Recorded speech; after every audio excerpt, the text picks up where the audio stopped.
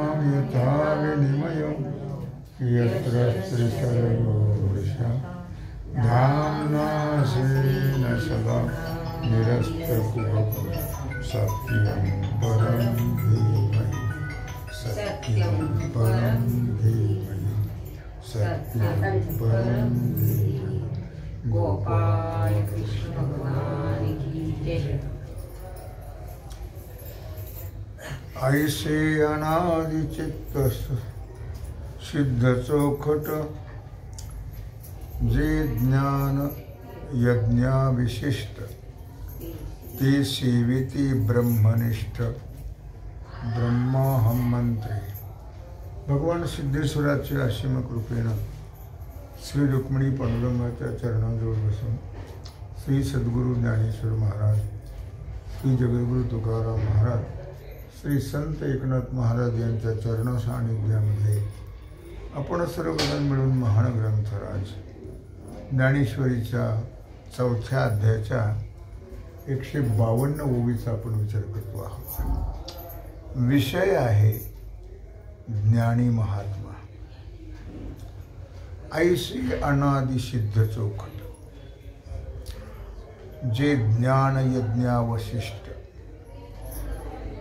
ते सेविती ब्रह्मनिष्ठ ब्रह्माह मंत्रे।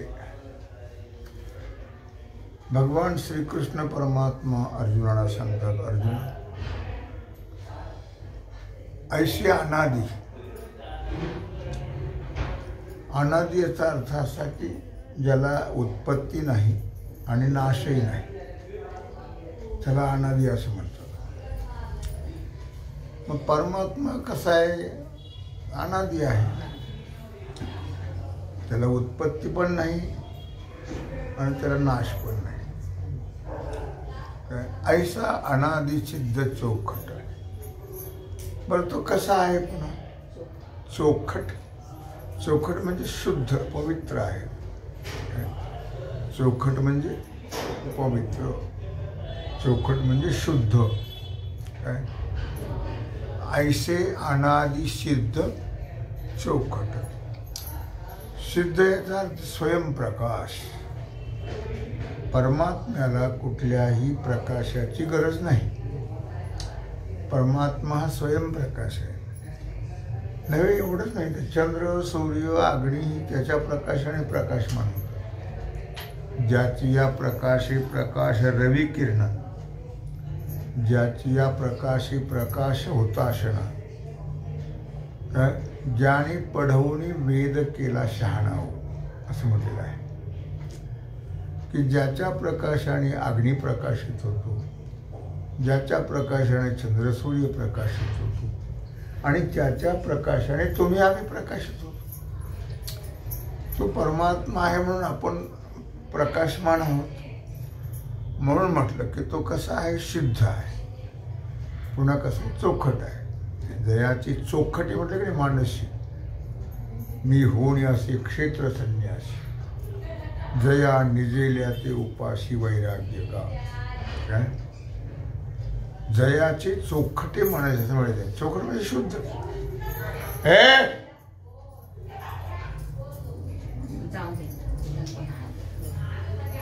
अहो रात्रंदिवस तो तापमान झोप येत नाही, मग 12 वाजता गुंगत राहत आहे।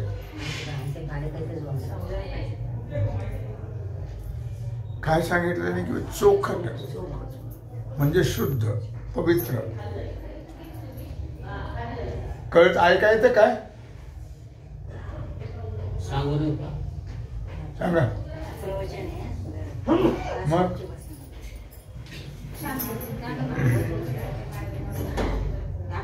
पलीकडे खिडकीतून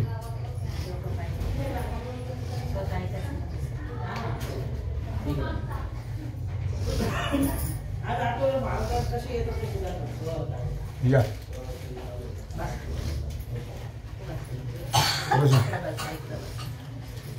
इथं बसायचं।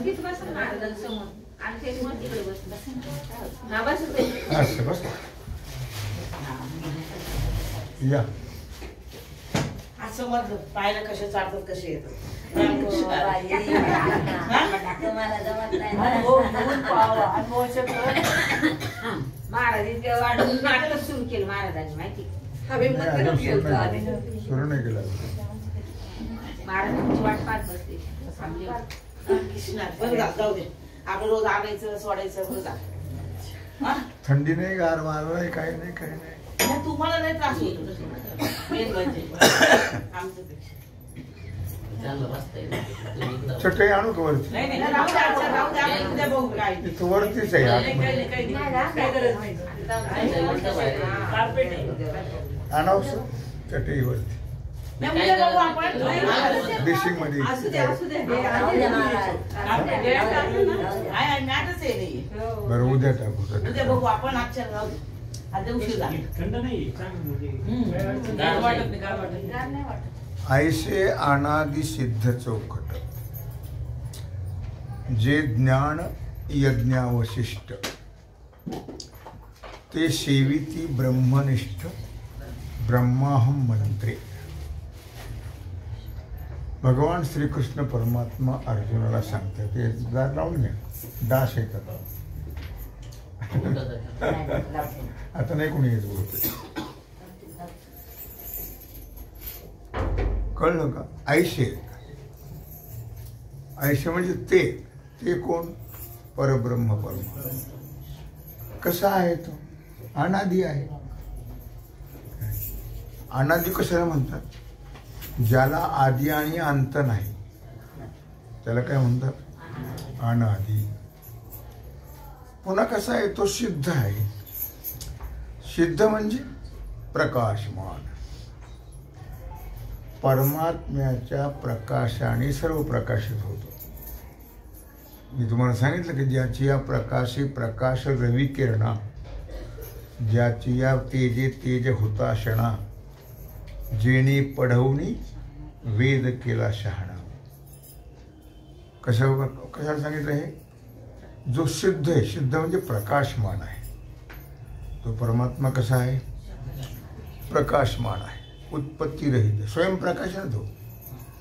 स्वयंप्रकाश परमात्मा आहे. पुन्हा कसं आहे? चोखट. मग तुम्हाला म्हणून दाखली उभी दयाची चोखटे मानसी, मी होऊन असे क्षेत्र संन्यासी, जया निजिल्या ती उपाशी वैराग्य का. मी कुठं राहतो? परमात्मा म्हणतात ज्याचं अंतःकरण चोखट म्हणजे शुद्ध आहे. शुद्ध म्हणजे निर्विकार.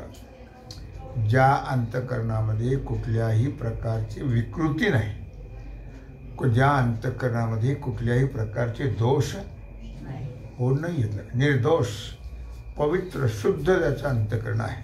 काय म्हणून चोखट असं म्हटलेलं आहे. चोखट म्हणजे शुद्ध पवित्र. जे ज्ञान यज्ञावशिष्ट. आता तो परमात्मा कसा आहे? त्रिपुटी रहित आहे. ज्ञेय रहित. ज्ञाता ज्ञान ज्ञेय ही त्रिपुटी जिथं नाही आहे. तो त्रिपुटी रहित आहे. लक्षात ठेवा.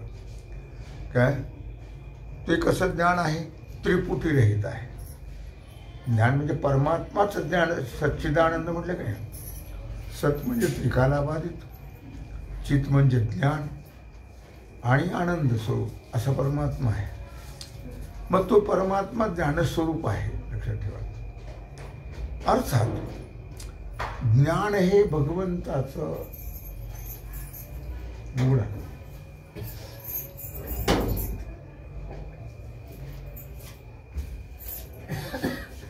बसायचं कुठे काय? बसा इथं, बसा इथं, बसा इथं, बसा. ते कसं ज्ञान आहे? ज्ञान हे भगवंताचं स्वरूप आहे. सच्चिदानंद असं म्हटलं की नाही. ते जे ज्ञान यज्ञावशिष्ट, अर्थात ते ज्ञान यज्ञाचा अवशिष्ट म्हणजे शेवटचा प्रसाद आहे. कोणचा यज्ञ आहे तो?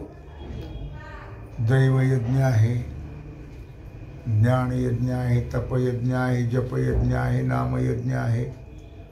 यज्ञाचे अनेक प्रकार आहेत. यज्ञावशिष्ट, यज्ञाचा राहिलेला शिल्लक प्रकार, प्रसाद. अवशिष्ट म्हणजे शिल्लक राहिलेला प्रसाद. ते सेविती कोण? ब्रह्मनिष्ठ. मग असं जे परमात्मा आहे त्या परमात्म्याचं सेवन कोण करतात? ज्ञानी करतात. कोण ज्ञानी? ब्रह्मनिष्ठ. काय? ज्यांची निष्ठा आहे परमात्म्यावर. ज्ञानी जे असतात त्यांना अनेक ठिकाणी त्यांची वृत्ती जात नाही, एकच ठिकाणी त्यांची वृत्ती राहते.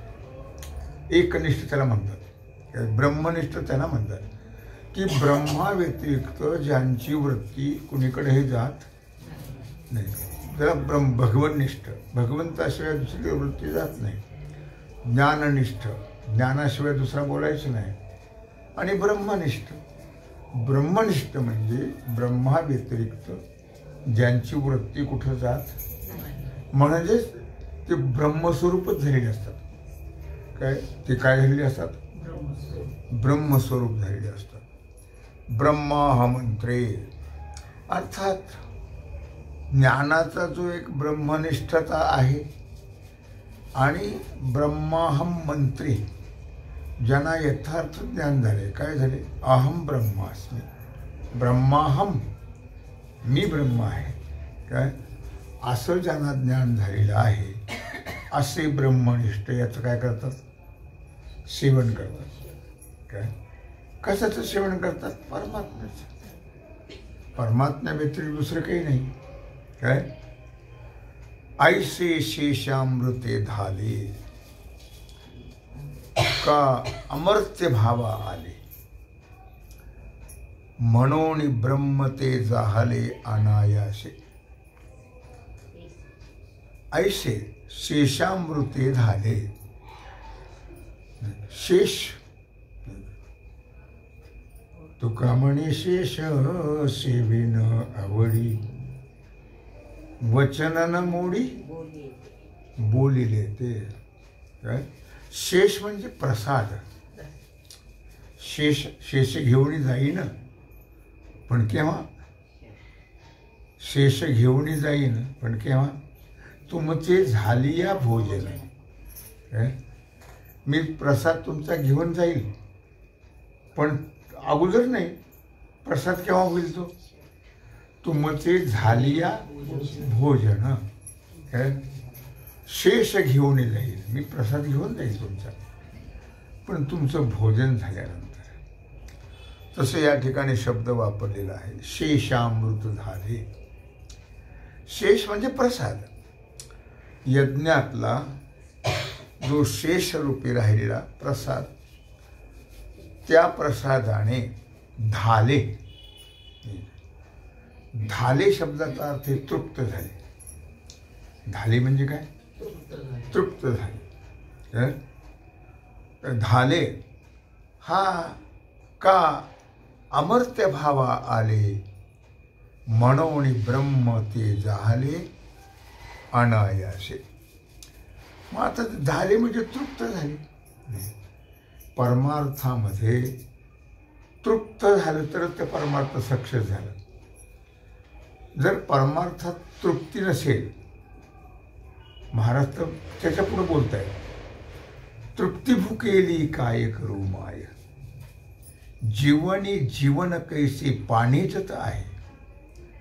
तृप्ती भुकेली, माझ्याला तृप्तीला भूक लागली म्हणतात. जीवनी जीवन कैसे पाणीच तर आहे. काय? तृप्ती. परमार्थामध्ये तृप्तीला फार महत्व आहे. परमार्थ कळाला की तृप्त झाला, नाही कळाला तृप्त होत नाही, अतृप्त राहत. आणि तृप्त झाल्यानंतर मग त्याला पूर्णत्व प्राप्त झालं. आणि पूर्णत्व प्राप्त झालं की मग त्याची धावाधाव समाप्त.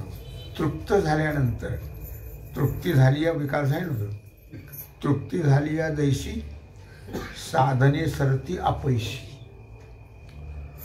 तृप्ती आहे नाही झाली तोपर्यंत साधन आहे ना. काल मी सांगितलं तुम्हाला किंवा पिठन मिठन काय पाणी तिखटन तेलन तूपन हे कुठपर्यंत गोळा करायचं.